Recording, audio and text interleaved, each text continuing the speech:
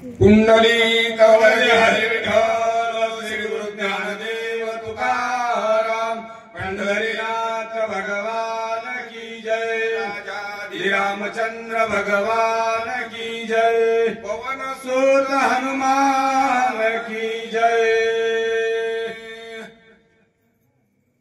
हरी हरी श्री गणेशाय नमः श्री रघुनाथाय नमः श्री रामचंद्राय नमः उच्च कुंडाळीले मृगाते शिखर कवळीले हाते आंदोळीता पर्वताते भूते आकांते कलकलती गुरुर ब्रह्मा गुरुर विष्णू गुरुदेव महेश्वरा गुरुर साक्षात परब्रह्म तस्मै श्री गुरुवे नमः गौरीपुत्र गजानन कौसल्यापुत्र रघुनंदन स्वामी गुरु जनार्दन यांच्या चरणी साष्टांग नमन करून नाथराय भावार्थ रामायणातील युद्धकांडातील 46वा प्रसंग शक्ती प्रसंगाने 4थ्या अध्यायातील उर्वरित कथेला पुढे प्रारंभ आहे। पुण्य पावन भूमी बागल पारडी मारुत्राच्या दरबारामध्ये चाललेली पावन कथा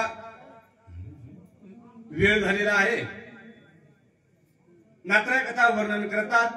मारुत्राने आतापर्यंत विचार केला, विघ्न आलं होतं कार्यामध्ये मारुत्रायच्या। मारुत्राय म्हणले मारुत्राने मागोवा घेतला, माग परतून पाहिलं, माणसानं माग परतून पाहिलं पाहिजे।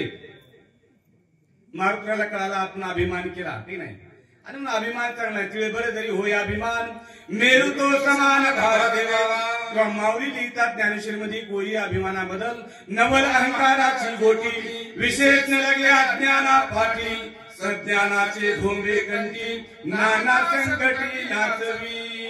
असल्या प्रकारचा अभिमान सूक्ष्म अभिमान होता मारुत्राला नव्हता ते तुम्हाला सांगायचं होतं, ते सगळं निरसन केलं मारुत्रायनं।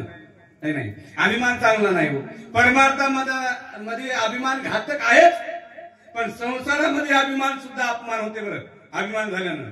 तुम्हाला एक छोटासा दर्शन सांगतो।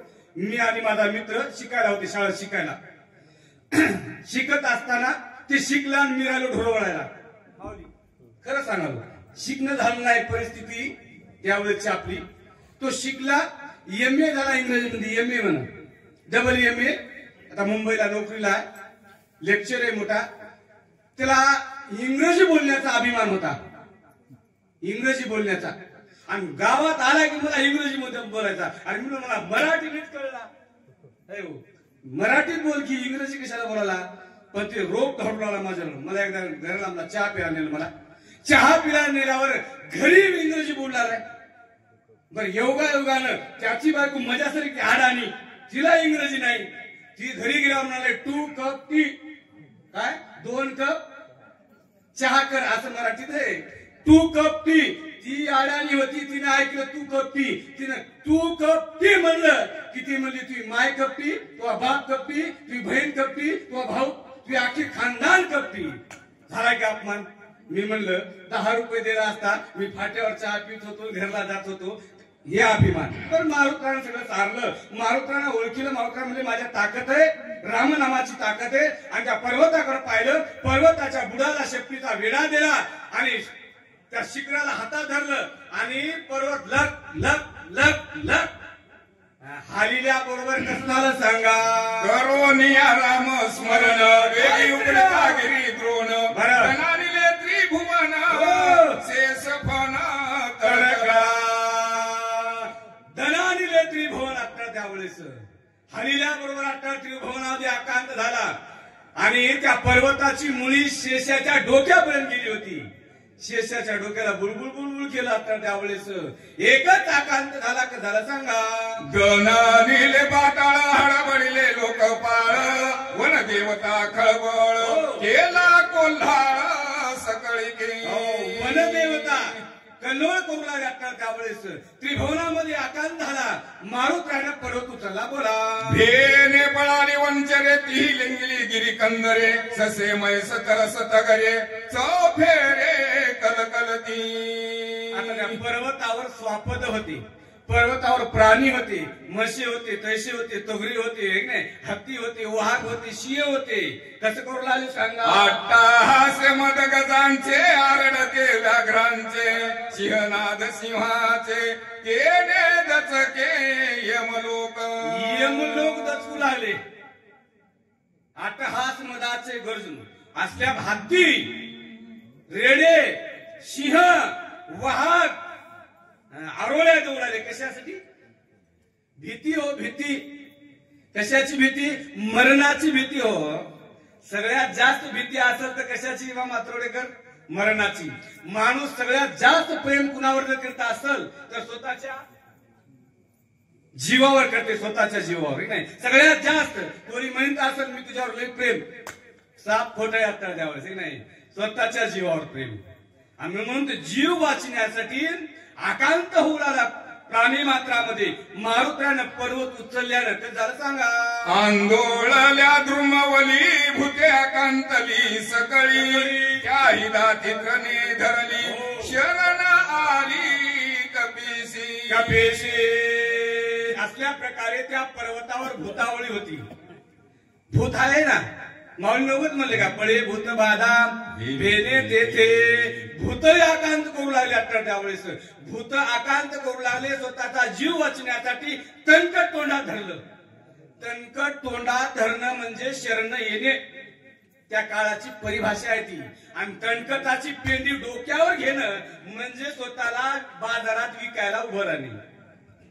काशीच्या बाजारामध्ये राजा हरिश्चंद्र डोक्यावर तणकटाची पेंडी घेऊन उभा राहिला होता. म्हणजे स्वतःला विकणे ही परिभाषा आहे. आणि तोंडात तणकट धरणे म्हणजे शरण येणे. आताही लोक तोंडात तणकट धरालेत, पण ते कशाचं? तंबाखूचं हो बोला. दिशा लंगेल्या बक्षी गोळी सरपरी घाले पाटाळी दिगजा बैसली टाळी दात किळी कृतांताची दात किळी बसली. अठरा त्यावेळेस म्हणजे सर्प बिळामध्ये जाऊ लागले. असा एकाच आकांत झाला. कशानं? मारुत्रानं ते द्रोण नावाचा पर्वत उचलल्यानं बोला. दस योजने विस्तार पंच योजने उंची थोर ऐसा पर्वत विस्तार कपिंद्रे सत्वर उपडीला. नागरायनं त्या पर्वताचं गणित सांगितलं. आडवा किती उभा किता. पंच योजन रुंदी आहे. 10 योजन रुंदी आहे. 10 योजन 10 चौक 40 कोस रुंदी आणि 5 कोस 5 चौक 20 गुणिले 40 एवढ्या क्षेत्रफळाचा पर्वत आहे. 20 गुणिले 40 किती होते क्षेत्रफळ? मी गणितात नापास झालो. गणित करा तुमचं तुम्ही. एवढा मोठा पर्वत मारुत्राने उचलला, हातावर घेतला. काय म्हणले? बळे आकळोनी पाही पर्वत उपडिला दोही बाही गगना उसळला लवलाही श्रम नाही अनुमात्र. बळे आकळोनी पाही पर्वत उपडीला लवलाही. नाही मारुत्राने दोन्ही हाताना त्यावर धरून पर्वत गांजर उपटाव तसं उपटीला. पण श्रम नाही अनुमात्र. अनुमात्र श्रम झाला नाही. मारुत्राला थकवायला नाही, मारुत्राला घामाला नाही. मारुत्राला चहा म्हणले नाही, कॉफी म्हणले नाही, फराळ म्हणले नाही, उपमा म्हणले नाही, शिरा म्हणले नाही, काही म्हणले नाही, काहीच नाही. एवढा परत उचललाय. आम्ही तिथून इथं आलं 3दा चहा पिला. किती बरे होती सांगायच्या आधी आणि सांगल्याच्या नंतर 3दा पिता. नाही श्रम अनुमात्र नाही. आता त्यावेळेस का श्रम नाही? पुढे ऐकू. छत्रांक झेली बाळक गंध शुंडा गंध कमळ देख कैसा चालिला कपिनायक गिरी आलोली का उपडोली. छत्रांक झेली बाळक नात्राय म्हणतात. मारुत्राला पर्वत म्हणजे या हातावर या हातावर या हातावर. म्हणजे एखादं लहान लेकरू चेंडू घेऊन या हातावरला या हातावर या हातावरला या हातावर लहान लेकरू चेंडू घेतय. त्या चेंडूचं वजन लहान लेकराला जितकं त्या पर्वताचं वजन मारुत्राला तितकं. वजच नाही. बरं वज वाटत नाही. ज्या कामामध्ये आपल्याला आवड आहे, ज्या कामाची आवड आहे, जे काम अतिशय प्रेमानं श्रद्धेनं माणूस करते त्या कामाचं ओझ माणसाला वाटत नाही, वाटतच नाही हो. पण आवडीनं, आवड पाहिजे, प्रेम पाहिजे आपल्याला द्यावंच नाही. आणि म्हणून म्हणले माय माऊली आहेत की नाही, माय माऊल्या, हे माय माऊली